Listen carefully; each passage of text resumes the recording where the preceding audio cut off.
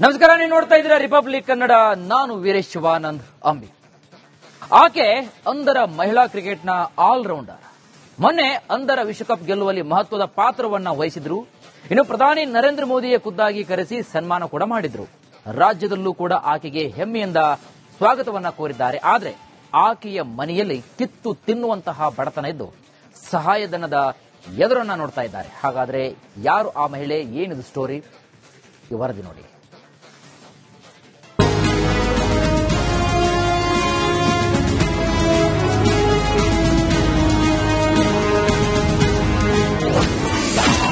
ಅಂಧರ ವಿಶ್ವಕಪ್ ಗೆದ್ದ ಕಾವ್ಯಗೆ ಬೇಕಿದೆ ನೆರವು. ದುಡ್ಡಿಲ್ಲದೆ ನಿರ್ಮಾಣ ಹಂತದ ಮನೆಯಲ್ಲೇ ವಾಸ.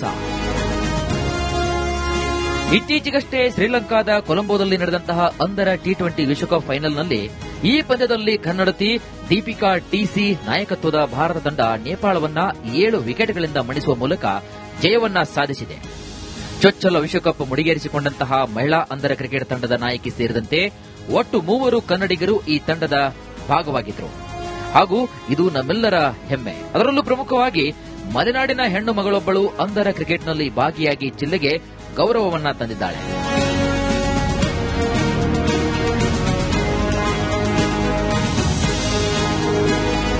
ಶಿವಮೊಗ್ಗ ಜಿಲ್ಲೆಯ ಹೊಸನಗರ ತಾಲೂಕಿನ ರಿಪ್ಪನ್ಪೇಟೆ ಬಳಿಯ ಬರವೆ ಗ್ರಾಮದ ಕಾವ್ಯ ವಿ ಅದ್ಭುತ ಸಾಧನೆಯನ್ನ ಮಾಡಿದ್ದಾರೆ.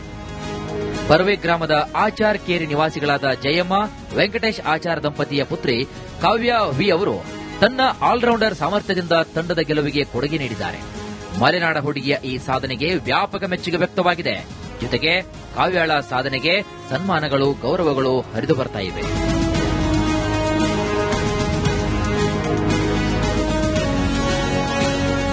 ಇಂತಹ ಸಾಧಕಿ ತಾನು ನೆಲೆಸುವಂತಹ ನಿರ್ಮಾಣ ಹಂತದ ಮನೆ ಪೂರ್ಣಗೊಳಿಸಲಾಗದೆ ಸಂಕಷ್ಟಕ್ಕೆ ಸಿಲುಕಿಕೊಂಡಿದ್ದಾರೆ.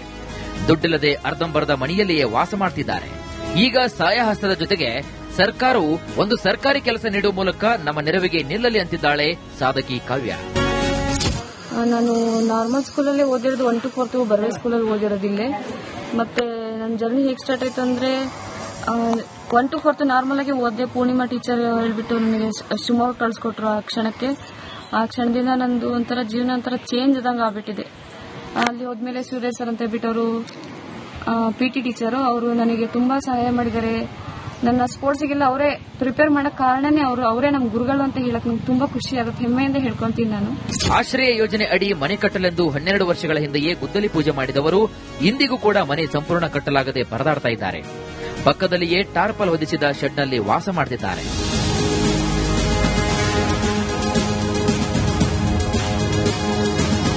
ಫ್ಯಾಮಿಲಿಲಿ ನಾವು 7 ಜನ, ಅಪ್ಪ, ನಮ್ಮಮ್ಮ ಮತ್ತೆ ನಮ್ಮ ಅಕ್ಕ 3 ಜನ, ನನ್ನ ತಂಗಿ ಒಬ್ಳು.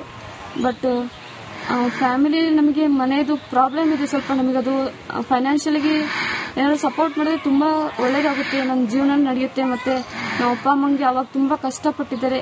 ಅವಾಗಿದ್ದಂಗ್ಲೂ ಇವಾಗ ಹೇಳೋದು ಬೇಡ, ನಮಗೆ ಸ್ವಲ್ಪ ಚೇಂಜ್ ಆಗಬೇಕು ಅಂತ ಅನಿಸ್ತಿದೆ.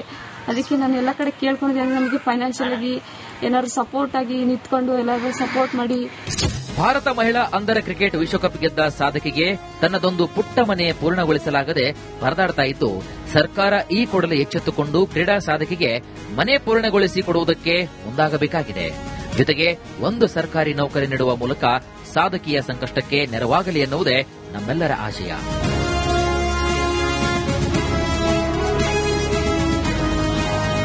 Bima Nayak S, Republic Kannada, Shivamogga.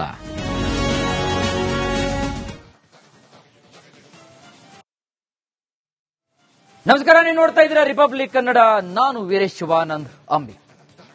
ಆಕೆ ಅಂಧರ ಮಹಿಳಾ ಕ್ರಿಕೆಟ್ನ ಆಲ್ರೌಂಡರ್. ಮೊನ್ನೆ ಅಂಧರ ವಿಶ್ವಕಪ್ ಗೆಲ್ಲುವಲ್ಲಿ ಮಹತ್ವದ ಪಾತ್ರವನ್ನ ವಹಿಸಿದ್ರು. ಇನ್ನು ಪ್ರಧಾನಿ ನರೇಂದ್ರ ಮೋದಿಯೇ ಖುದ್ದಾಗಿ ಕರೆಸಿ ಸನ್ಮಾನ ಕೂಡ ಮಾಡಿದ್ರು. ರಾಜ್ಯದಲ್ಲೂ ಕೂಡ ಆಕೆಗೆ ಹೆಮ್ಮೆಯಿಂದ ಸ್ವಾಗತವನ್ನ ಕೋರಿದ್ದಾರೆ. ಆದರೆ ಆಕೆಯ ಮನೆಯಲ್ಲಿ ಕಿತ್ತು ತಿನ್ನುವಂತಹ ಬಡತನ ಇದ್ದು ಸಹಾಯಧನದ ಎದುರನ್ನ ನೋಡ್ತಾ ಇದ್ದಾರೆ. ಹಾಗಾದ್ರೆ ಯಾರು ಆ ಮಹಿಳೆ, ಏನಿದು ಸ್ಟೋರಿ, ಈ ವರದಿ ನೋಡಿ.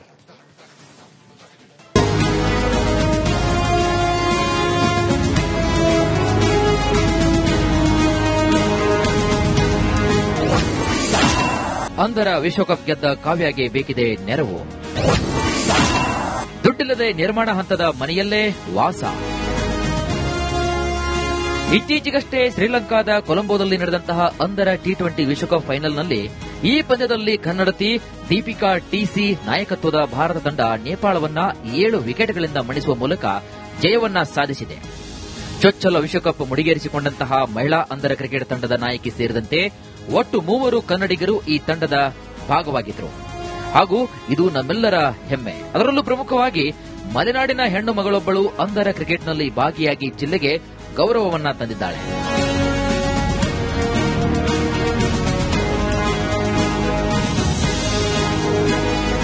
ಶಿವಮೊಗ್ಗ ಜಿಲ್ಲೆಯ ಹೊಸನಗರ ತಾಲೂಕಿನ ರಿಪ್ಪನ್ಪೇಟೆ ಬಳಿಯ ಪರ್ವೆ ಗ್ರಾಮದ ಕಾವ್ಯ ವಿ ಅದ್ಭುತ ಸಾಧನೆಯನ್ನ ಮಾಡಿದ್ದಾರೆ. ಪರ್ವೆ ಗ್ರಾಮದ ಆಚಾರ್ ಕೇರಿ ನಿವಾಸಿಗಳಾದ ಜಯಮ್ಮ ವೆಂಕಟೇಶ್ ಆಚಾರ್ ದಂಪತಿಯ ಪುತ್ರಿ ಕಾವ್ಯ ವಿ ಅವರು ತನ್ನ ಆಲ್ರೌಂಡರ್ ಸಾಮರ್ಥ್ಯದಿಂದ ತಂಡದ ಗೆಲುವಿಗೆ ಕೊಡುಗೆ ನೀಡಿದ್ದಾರೆ. ಮಲೆನಾಡ ಹುಡುಗಿಯ ಈ ಸಾಧನೆಗೆ ವ್ಯಾಪಕ ಮೆಚ್ಚುಗೆ ವ್ಯಕ್ತವಾಗಿದೆ. ಜೊತೆಗೆ ಕಾವ್ಯಾಳ ಸಾಧನೆಗೆ ಸನ್ಮಾನಗಳು, ಗೌರವಗಳು ಹರಿದು ಬರ್ತಾ ಇವೆ.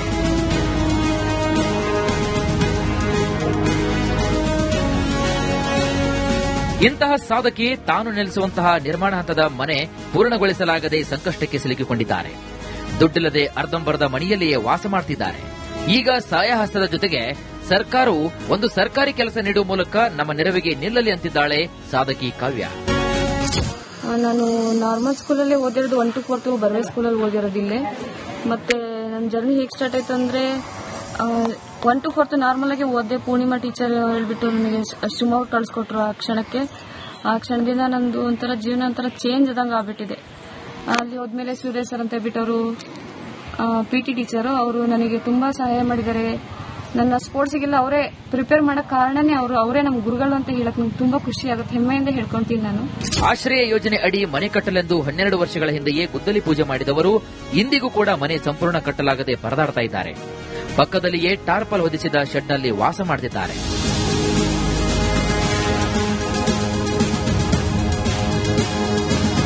ಫ್ಯಾಮಿಲಿಲಿ ನಾವು 7 ಜನ, ಅಪ್ಪ, ನಮ್ಮಮ್ಮ ಮತ್ತೆ ನಮ್ಮ ಅಕ್ಕ 3 ಜನ, ನನ್ನ ತಂಗಿ ಒಬ್ಳು.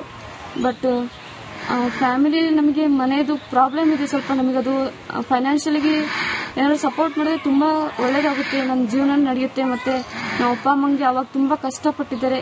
ಅವಾಗಿದ್ದಂಗ್ಲೂ ಇವಾಗ ಹೇಳೋದು ಬೇಡ, ನಮಗೆ ಸ್ವಲ್ಪ ಚೇಂಜ್ ಆಗಬೇಕು ಅಂತ ಅನಿಸ್ತಿದೆ.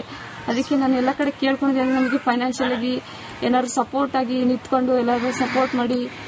ಭಾರತ ಮಹಿಳಾ ಅಂಧರ ಕ್ರಿಕೆಟ್ ವಿಶ್ವಕಪ್ ಗೆದ್ದ ಸಾಧಕಿಗೆ ತನ್ನದೊಂದು ಪುಟ್ಟ ಮನೆ ಪೂರ್ಣಗೊಳಿಸಲಾಗದೆ ಪರದಾಡ್ತಾ ಇದ್ದು, ಸರ್ಕಾರ ಈ ಕೂಡಲೇ ಎಚ್ಚೆತ್ತುಕೊಂಡು ಕ್ರೀಡಾ ಸಾಧಕಿಗೆ ಮನೆ ಪೂರ್ಣಗೊಳಿಸಿ ಕೊಡುವುದಕ್ಕೆ ಮುಂದಾಗಬೇಕಾಗಿದೆ.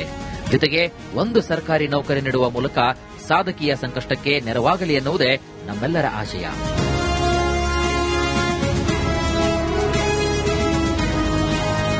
ಭೀಮಾ ನಾಯಕ್, ರಿಪಬ್ಲಿಕ್ ಕನ್ನಡ, ಶಿವಮೊಗ್ಗ.